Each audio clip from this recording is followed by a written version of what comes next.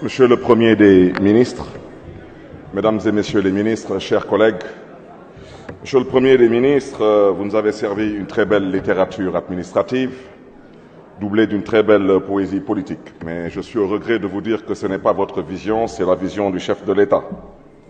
Et la vision du chef de l'État, nous la connaissons déjà. Alors, vous me permettrez de rappeler rapidement, j'aimerais savoir qu'est-ce qu'on peut espérer de vous, nous, le peuple de Dakar, en tant que chef du gouvernement. En tant que directeur général des impôts et domaines, Monsieur le Premier des ministres, nous avons assisté à un crime foncier, un pillage d'hectares dans la ville de Dakar au détriment des populations dakaroises. En tant que ministre de l'économie et des finances, nous avons assisté à un carnage foncier par le pillage de plusieurs centaines d'hectares, des exonérations fiscales au détriment des collectivités locales et des populations locales.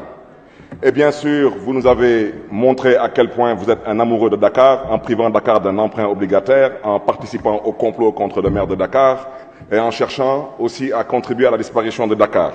Vous voulez bien nous dire maintenant, en tant que Premier ministre, qu'est-ce que vous nous réservez en termes de massacre foncier, économique et fiscal.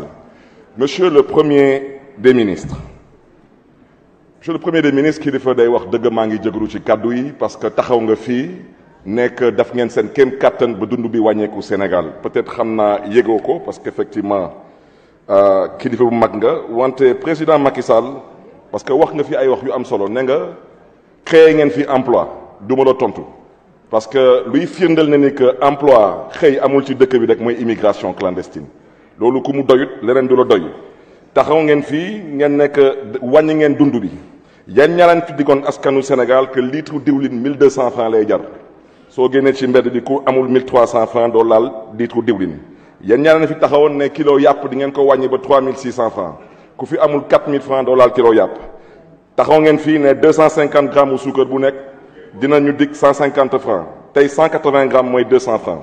Monsieur le Premier des ministres, pour la ville de Dakar, je tiens à vous rassurer en vous disant que nous avons déjà trouvé le financement pour le bassin de rétention de Grand Yoff avec le C40 pour un montant d'à peu près 15 millions de dollars.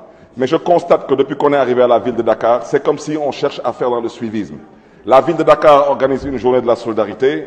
En 10 ans, vous ne l'avez pas fait. Vous allez au Grand Théâtre pour endormir les populations avec une somme de 43 milliards. Aujourd'hui, vous aménagez soi-disant la corniche sans l'aval de la ville de Dakar, sans l'aval des populations dakaroises. Aujourd'hui, la ville de Dakar veut réhabiliter le bassin de rétention de Grand Yoff et subitement, vous avez 16 milliards pour le faire. Sachez une chose, transformer Dakar en un Eldorado, Dakar vous a déjà vomi, Dakar vous a rejeté et Dakar vous invite à quitter le pouvoir en 2024. Monsieur le Premier des ministres, vous voudrez bien transmettre respectueusement au chef de l'État que nous avons une association qui s'appelle le REEL, Réseau des élus locaux du Sénégal, dirigé par le président Ousmane Sonko et que nous sommes libres une fois de plus de participer à ce réseau. La raison pour laquelle, parce que l'association des marionnettes du Sénégal, on n'y s'y retrouve pas. Je vous rappelle en tant que ministre des Finances que la CELVEA de cette année-ci, qui a été prélevée l'année dernière en 2021, en fin 2022, on l'a toujours pas encore reçue. Et comme par bon enchantement, la ville de Dakar est privée de 2 milliards de ce soi-disant fonds.